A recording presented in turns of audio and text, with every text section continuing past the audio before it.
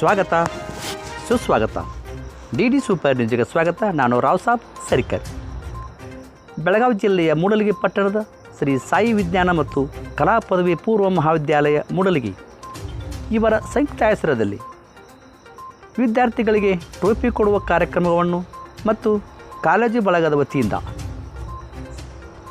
2025 ಮುಕ್ತಾಯ 2026 ಹೊಸ ವರ್ಷದ ಹಾರ್ದಿಕ ಶುಭಾಶಯಗಳನ್ನು ತಿಳಿಸುತ್ತಾ ಅತಿ ವೈಭವದಿಂದ ಈ ಕಾರ್ಯಕ್ರಮವನ್ನು ಆಯೋಜಿಸಿದರು.